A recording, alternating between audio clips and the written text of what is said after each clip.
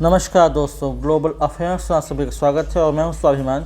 India के defence readiness को लेकर एक बहुत इंपॉर्टेंट न्यूज़ सामने आई है और वो ये है कि इंडिया अपना न्यूक्लियर सबमरीन नेवल बेस बना रहा है इन ईस्टर्न कोस्ट एरिया। जी हाँ, भारत अपना न्यूक्लियर नेवल बेस बना रहा है, सबमरीन नेवल बेस बना रहा है near eastern coast and close to Visakhapatnam in Rambilli जो विशाखापट्टनम के काफ़ी नज़दीक है। यहाँ पर बनने वाला है इंडिया का submarine nuclear naval base. Visakhapatnam की अगर बात करें तो विशाखापट्टनम इंडियन नेवी के ईस्टर्न कमांड का हेडक्वार्टर भी है, तो काफ़ी सपोर्ट और असिस्टेंस मिलेगी फ्रॉम विशाखापट्टनम। कम्युनिकेशन को लेकर, लॉजिस्टिक्स को लेकर और सपोर्ट को लेकर इसमें सहायता मिलेगी, यानी कि रामबिल्ली में काम अच्छे से होगा और अच्छा खासा naval base, nuclear naval base तैयार होगा।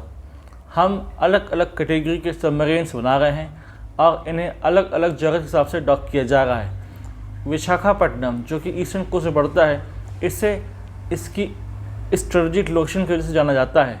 दरअसल हमारे पास दो नहीं तीन एडवर्सरी हैं, इंडिया, चाइना जो कि कन्वेंशनल थे, और अब तीसरा बांग्लादेश। जी हाँ, बांग्लादेश की पोजिशनिंग, बांग्लादेश की posturing, closeness to China, proximity to China, ये दिखाती है कि हमें अपना डिफेंस रेडीनेस बनाना है और बढ़ाना है और उसको लगातार मजबूत करना है, कॉन्सिस्टेंटली मजबूत करते जाना है। यहाँ पर ये बहुत ज़्यादा ज़रूरी हो गया है कि हम इस एरिया में अपना डिफेंस रेडीनेस को बनाएं और अपने नेवल प्रेजेंस को डोमिनेटिंग नेचर बना के रखें, ताकि कोई ऐसा action from the side of Bangladesh अगर होता है तो हम उसको ईजिली काउंटर कर सकें। उनकी पोजीशनिंग, उनकी प्रॉक्सिमिटी, उनके टोन्स, उनके रेटोरिक्स से देख कर ऐसा लगता है कि वो एंटी इंडिया पोस्चरिंग को लेकर काफ़ी ज़्यादा सीरियस हैं। उनकी प्रॉक्सिमिटी फ्रॉम चाइना हमें साफ दिखती है। वैसे ही मोहम्मद यूनुस हाल ही में चाइना होकर आए थे, जहाँ पर उन्होंने बयान दिया था कि they are the guardian of sea and 7 sisters are land out, जिससे काफ़ी ज़्यादा अप्रोच हुआ था इंडिया में, और वाकई इंडिया में किसी को पसंद नहीं आया था। इन सबमरीन्स को ध्यान से रखा जाएगा, अंडर वाटर रखा जाएगा, ताकि ये दुश्मन के राडार में उनका सैटेलाइट कवरेज में ना आए, क्योंकि कॉन्सिस्टेंटली जो हमारे एडवर्सरीज हैं इनकी पोजीशनिंग, इनकी मूवमेंट, इनकी लोकेशन को लेकर ट्रैक करते रहते हैं थ्रू देयर सैटेलाइट्स। इसलिए सैटेलाइट में इनके सिग्नल्स ना आए, इसका ध्यान रखा जाएगा। इसके लिए अलग से इंफ्रास्ट्रक्चर तैयार किया जा रहा है, अंडरग्राउंड नेटवर्क तैयार किया जा रहा है, जिसमें ये ज़रूरत पड़ने पर हिडन रहेंगी और फिर जब ज़रूरत होगी तो इन्हें लॉन्च किया जाएगा इन बे ऑफ बंगाल, ताकि ये नेवल ऑपरेशन में सपोर्ट का काम कर सके। यहाँ पर जो न्यूक्लियर सबमरीन नेवल बेस बन रहा है उसका काम होगा कोवर्ट ऑपरेशन में एक्टिव रोल प्ले करना। अपार्ट फ्रॉम दैट इंडिया एक और काम कर रहा है, वो ये है, बल्कि ये कहना चाहिए कि कर चुका है, वो ये है कि इंडिया अपने वेस्टर्न कोस्ट में, यानी कि क्लोज टू गोवा इन कर्नाटक, अपना एक दूसरा बेस बना चुका है। हालांकि इस बेस में और जो विशाखापट्टनम के पास के बेस में है उसमें काफ़ी अंतर है। जहां पर विशाखापट्टनम के पास रामबिल्ली है, वहां पर न्यूक्लियर सबमरीन बेस बनाया जा रहा है, वहीं पर जो करवा के पास बेस है वो कन्वेंशनल शिप्स और सबमरीन्स के लिए है, ताकि एक नेवल डोमिनेंस इस रीजन में इंडियन नेवी को मिलती रहे और यहाँ पर कवर्ट ऑपरेशन के लिए और काउंटर अटैक के लिए काम किया जा सके और यहाँ पर अपनी पोजीशनिंग को मजबूत किया जा सके।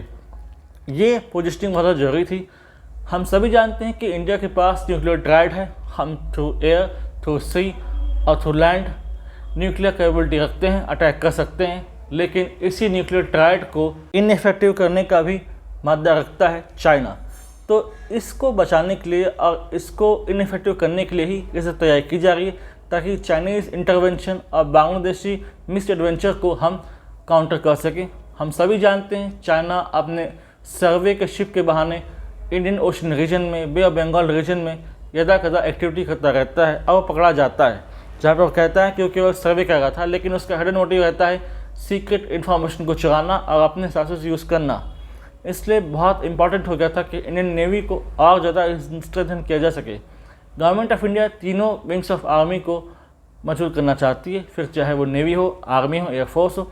हाल ही में राफेल M के ऑर्डर दिए गए हैं, जो कि INS विक्रमादित्य और INS विक्रांत में स्टेशन होंगे, ताकि हम जो पुराने MiG-29 हैं उनको फेज आउट कर सकें और नए जो नेवी के पर्पज़ से बनाए गए एयरक्राफ्ट हैं, फाइटर जेट्स हैं, उनको यहाँ पर पोजीशन की जा सके। ज़रूरत पड़ने पर यहाँ पर दूसरे फ्रिगेट्स को भी स्टेशन किया जाएगा ताकि एक अच्छा खासा नेवल डोमिनेंस यहाँ पर देखने को मिले। और इसमें ये कैपेसिटी है कि अगर मान लीजिए from the side of Bangladesh कोई एक्टिविटी होती है, from the side of China कोई एक्टिविटी होती है, तो हम उसको इफेक्टिवली न्यूट्रलाइज कर सकते हैं। वैसे तो बांग्लादेश बॉर्डर गार्ड्स या बांग्लादेश की नेवल पावर इतनी ज़्यादा है नहीं कि वो इंडिया को काउंटर कर सके, लेकिन फिर भी वो एक मिसएडवेंचर करने की कोशिश करते हैं तो उसे इफेक्टिवली काउंटर किया जा सकेगा। यदि हम अपने वेस्टर्न कोस्ट के नेवल बेस की बात करें तो ये 2005 में ही बनने लगा था। ये पुराना नेवल बेस अच्छा काम कर रहा है और इंडिया को नेवल पावर में अच्छा खासा अपर एज देता है। अगर हम चाइना की बात करें तो चाइना इंडिया को एनसर्कल करना चाहता है और इसका अपना बेस है इन जिबूती। जिबूती के थ्रू ये स्ट्रिंग ऑफ पर्ल्स की थ्योरी में इंडिया को फंसाना चाहता है, जहाँ पर सीरीज़ ऑफ पोर्ट्स होंगे, सीरीज़ ऑफ नेवल बेस होंगे, जहाँ पर उसके नेवल शिप्स स्टेशन होंगे और वहाँ से वो इंडिया को इंसर्कल करने की कोशिश करेगा, इंडिया पर दबाव बनाना चाहेगा। हालांकि हमने भी अपना नेकलेस ऑफ डायमंड थ्योरी सामने लाया है, जहाँ पर हम चाइना को इंसर्कल कर रहे हैं in Indian Ocean region and South China Sea region, जहाँ पर अपने फ्रेंडली नेशन की मदद से हम उससे इंसर्कल कर सकेंगे। लेकिन ये जो डेवलपमेंट हो रहा है इससे पाकिस्तान या चाइना कतई खुश नहीं होंगे, क्योंकि इससे रीजनल में जो पावर पॉलिटिक्स है वो बदलेगी, जो रीजन में पावर पोजिशनिंग है उसमें बदलाव आएगा, उसके डायनामिक्स चेंज होंगे। इसको बांग्लादेश भी जान करेगा। अब बांग्लादेश, चाइना और पाकिस्तान, इनके इवल एक्शंस, इनके इवल प्लान्स, इन सभी को न्यूट्रलाइज करने में ये सबमरीन न्यूक्लियर बेस बहुत इम्पॉर्टेंट रोल प्ले करेगा और इंडिया को बे ऑफ बंगाल रीजन में एक एडेड एडवांटेज देगा, जिससे पता चलेगा कि इंडियन ओशन रीजन का, बे ऑफ बंगाल का ट्रू गार्जियन कौन है, यहाँ का ट्रू लीडर कौन है इन the manner of defence, in the manner of naval power. India भी अपने बेसेस बढ़ा रहा है और अपना नेवल डोमिनेंस यहाँ पर मजबूत कर रहा है। इस बेस के आने के बाद से हमारी डिपेंडेंसी फॉरेन बेसेस पे कम होगी।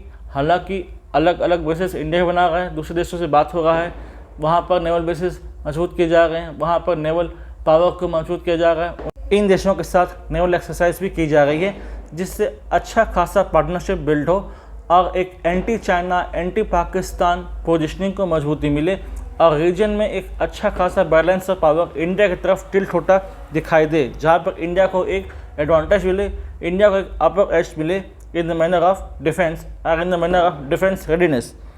तो ये इम्पॉर्टेंट न्यूज़ थी।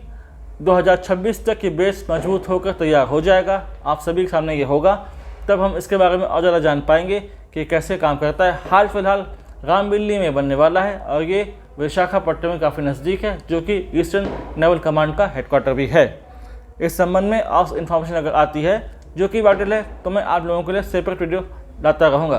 Till then do like, share, subscribe the video and whitelist for this video for the knowledge of people. यदि आप हमसे जुड़ना चाहते हैं तो आप इंस्टाग्राम, टेलीग्राम के थ्रू हमसे जुड़ सकते हैं, इसका लिंक डिस्क्रिप्शन दिया गया है। इस न्यूज़ को प्रोपेगेट कीजिए, फैलाइए, लोगों को एजुकेट कीजिए ताकि लोग जान सकें इंडिया के डिफेंस रेडीनेस के प्रिपेयरनेस को लेकर और उसकी स्टेटस को लेकर। Thanks for watching. जय हिंद, जय भारत।